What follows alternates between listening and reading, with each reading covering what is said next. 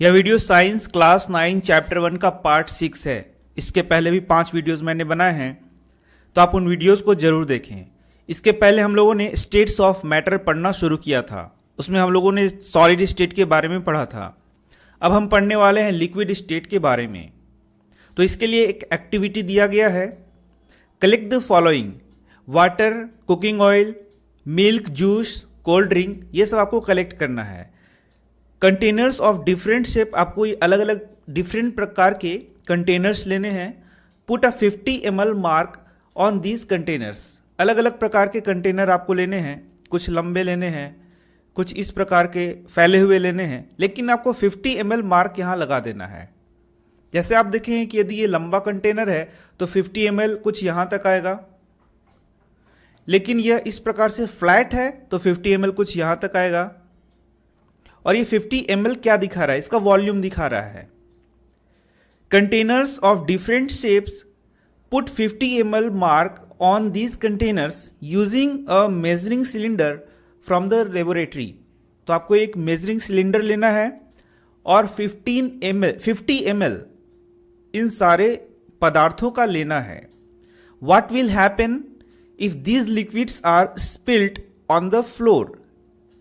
तो आप देखेंगे कि यदि यह लिक्विड फ्लोर पर गिर जाता है, छलक कर गिर जाता है, तो यह पसर जाएगा, पूरा फैल जाएगा। Measure 50 ml of any one liquid and transfer it into different containers one by one.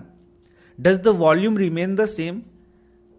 तो आपको करना यह है कि एक कंटेनर से इस मटेरियल को एक कंटेनर से दूसरे कंटेनर में डालना है और आपको देखना है कि क्या इसका वॉल्यूम वही रहता है। तो आप देखेंगे कि ये जो 50 ml का आपने मार्क लगाया है, तो इसका वॉल्यूम नहीं बदलेगा। यहाँ यह 50 ml है तो यहाँ भी 50 ml ही रहेगा और यहाँ भी 50 ml ही रहेगा। इसका मतलब इसका वॉल्यूम चेंज नहीं होता है। Does the shape of the liquid remain the same? लेकिन आप देखेंगे कि जिस प्रकार के कंटेनर में आप इसे डालेंगे, इसका शेप वैसा ही हो जाएगा। मान लीजिए कि कोई कंटेनर इस प्रकार से गोल है, तो इस लिक्विड का शेप कैसा हो जाएगा? इस प्रकार से हो जाएगा। When you pour the liquid from one container into another, does it flow easily? तो जब आप एक कंटेनर से दूसरे कंटेनर में लिक्विड को पोर करेंगे, डालेंगे, तो क्या ये आसानी से फ्लो होता है? हाँ, यह आसानी से फ्लो होगा। आप देख सकते हैं अपने एक्टिविटी में। तो आपने देखा इस एक्टिविटी में हम लोगों ने बहुत सारे प्रश्नों को किया। उन सारे प्रश्नों को एक बार फिर से यहाँ पर आंसर आप देख सकते हैं। We observe that liquids have no fixed shape but have fixed volume. तो यहाँ से आप देख सकते हैं लिक्विड का प्रॉपर्टी भी दिखाया गया है। जबकि एग्जाम में प्रश्न आएगा कि what are the properties of liquid, तो आप इसका आंसर यहाँ से कर सकते हैं। तो सबसे पहले आप देख सकते हैं liquid have no fixed shape, इसका फिक्स्ड शेप नहीं होता है, लेकिन इसका फिक्स्ड वॉल्यूम होता है। इसका वॉल्यूम क्या होता है? फिक्स। ये पहला। They take up the shape of the container in which they are kept. इन लिक्विड को जिस भी कंटेनर में आप रखेंगे उसी का यह शेप ले लेता है। Liquids flow and change shape, liquid flow करता है और शेप को चेंज करता है। सो दे आर नॉट रिजिड, इस कारण से लिक्विड रिजिड नहीं होता है। तो यह दूसरा पॉइंट था। आप यहाँ एक पॉइंट और देख सकते हैं, लिक्विड फ्लो करता है, इसलिए हम लोग इसे फ्लूइड भी कहते हैं। लिक्विड और गैस फ्लो करता है, जिस कारण लिक्विड और गैस को हम लोग फ्लूइड के नाम से भी जानते हैं। Refer to activities 1.4 and 1.5 where we saw that solids and liquids can diffuse into liquids। तो कुछ प्रयोग हम लोगों ने पहले भी किए हैं, जैसे मान लीजिए नमक का पानी में घोलना या फिर इंक का पानी में घोलना। तो आप देख सकते हैं लिक्विड का लिक्विड में घोलना, सॉलिड का लिक्विड में घोलना, यह संभव है। We saw that solids and liquids can diffuse into liquids। तो सॉलिड और लिक्विड में घुलनशील हो सकते हैं। सभी नहीं घुलनशील होंगे, लेकिन घुलनशील हो सकते हैं। जैसे आप पानी में यदि ऑयल को मिलाएंगे तो वह घुलनशील नहीं है, लेकिन बहुत सारे ऐसे लिक्विड हैं, बहुत सारे ऐसे सॉलिड हैं जो कि लिक्विड में घुलनशील हैं, वो उसमें डिसॉल्व हो जाएंगे, घुल जाएंगे। इसी के साथ the gases from the atmosphere diffuse and dissolve in water. तो गैसेस भी वाटर में डिसॉल्व हो सकते हैं। These gases specially oxygen and carbon dioxide, specially यहाँ पे ऑक्सीजन और कार्बन डाइऑक्साइड का बात किया जा रहा है। तो क्या आप बता सकते हैं कि कार्बन डाइऑक्साइड को किस लिक्विड में आपने घुले अवस्था में देखा है? हाँ, कोका कोला या कोल्ड ड्रिंक में कार्बन डाइऑक्साइड, कोका कोला क्या हो गया? लिक्विड हो गया, और कार्बन डाइऑक्साइड क्या हो गया? गैसियस स्टेज में हो गया, गैसियस अवस्था में हो गया। तो यह कार्बन डाइऑक्साइड कोका कोला या फिर बोलें तो कोल्ड ड्रिंक में घुला हुआ होता है। Are essential for the survival of aquatic animals and plants.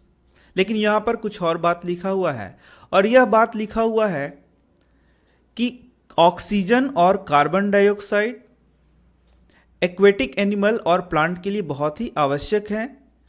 तो ये किस रूप में पाए जाते हैं? तो ये वाटर में डिसॉल्व रूप में पाए जाते हैं। वाटर में ऑक्सीजन घुला हुआ अवस्था में रहेगा, CO2 घुला हुआ अवस्था में रहेगा, जिससे कि एक्वेटिक यानी कि जलीय जो एनिमल हैं और प्लांट्स हैं वे जीवित रह सके। क्योंकि जलीय जो जंतु हैं या प्लांट्स हैं उनको भी ऑक्सीजन एवं कार्बन डाइऑक्साइड की आवश्यकता होती है। यहां से एक प्रश्न आता है कि एक्वेटिक एनिमल्स और प्लांट्स ऑक्सीजन और कार्बन डाइऑक्साइड को कहां से ग्रहण करते हैं? तो आंसर है कि ये वाटर में डिसॉल्व्ड ऑक्सीजन और कार्बन डाइऑक्साइड को ग्रहण करते हैं। All living creatures need to breathe for survival. ये तो आप जानते हैं कि जितने भी लिविंग क्रिएचर हैं वह अपने सर्वाइवल के लिए सांस लेते हैं, या फिर कहें कि उनके जीवित रहने के लिए उनको ऑक्सीजन की आवश्यकता होती है। The aquatic animal can breathe under water due to the presence of dissolved oxygen in water.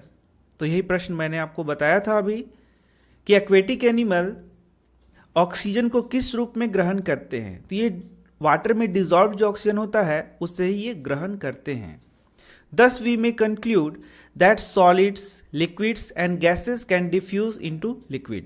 तो यहाँ से आप एक कंक्लूजन निकाल सकते हैं कि जो सॉलिड हैं, लिक्विड हैं या फिर गैसेस हैं वे लिक्विड में घुलनशील होते हैं। सभी तो नहीं, लेकिन बहुत सारे ऐसे सॉलिड हैं, ऐसे लिक्विड हैं, ऐसे गैसेस हैं जिनको लिक्विड में घुलाया जा सकता है।